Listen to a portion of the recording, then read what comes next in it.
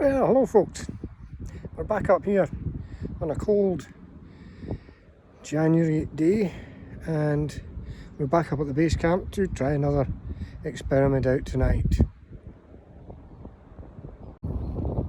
Tent's all set up, stove's in, and it's getting windy,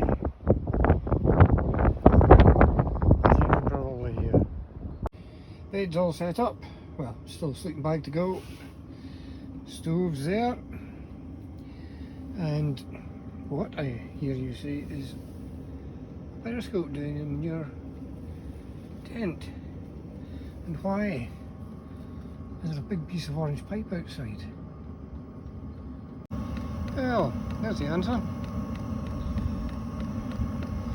A nice Chinese diesel heater made up into a frame with an outboard tank of diesel on the top. And it is blowing hot air down the pipe, around the back of the battery and up through the periscope. So we should have central heating all night. I used the stove earlier on and then go for this. It's quite lightweight. Exhaust and silencer.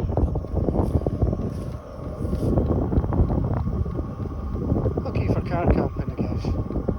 Which is, at my age, probably the best thing to be doing. Okay, I'll bring you back later on once we've got the stove on and we'll see what's happening. Okay, that's us back up here. And as you can hear, the hail is rattling off the tent. My diesel heater, I just turned it right down to minimum, down to setting 1. And it's held the place up at about 9 degrees. So I think it'll do fine for tonight for sleeping.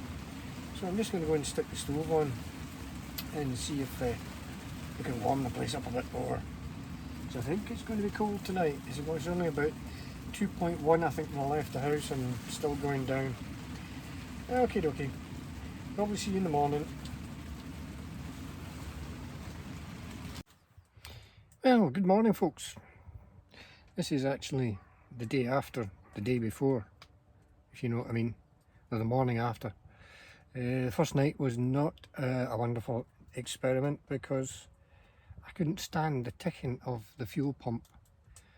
It was just kind of too alien, plus I was losing so much heat to the ground on that bit of pipe that I ended up, I had to switch it off and woke up in the morning with a really cold nose, and that's big enough nose. It was about minus 0.1 or something like that in here. I got the stove, the wood stove lit up again, and that was fine. So we've had to do some modifications, so I shall show you that. Okay, well, we had to lag all the pipe work so that I could keep the heat in the pipes. And that worked last night. It kept it up at a nice toasty 11 degrees in here, just on the minimum setting, so I was quite pleased with that. That seems to have worked. But I think we need a much shorter bit of pipe and some more modifications. This is another wee experiment of mine. Some bits and pieces I had kicking about in the workshop. The top bit's off an old camper gas light, and inside is a homemade LED bulb. It's just a LED strip light with sticky back wrapped around a bit of plastic tube, and it works very, very nicely.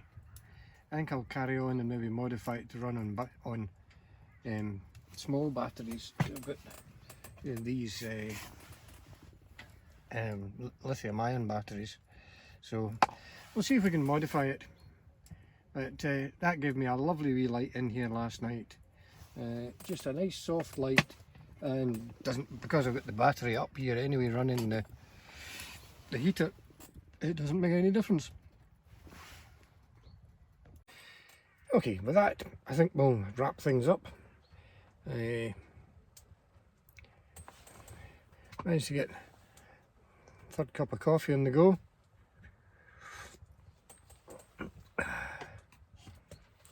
And oh, another wee thanks, I think I should say, I don't know if I can see this. Thanks very much to MP Energy for my thermos milk bottle, which is great. Keeps the milk perfectly cool and keeps it fresh. So anyway, I hope everybody has a lovely day, and we'll see you next time around. Take care. Oh, just a wee postscript. I'd like to thank Ronald Shaw from, I think it's car park allotment, his car park allotment. He gave me the idea for the diesel heater heating the tent, because he uses a similar idea to heat his greenhouse. So I thought I'd just give Ronald a shout out. Thanks. Cheers. Take care.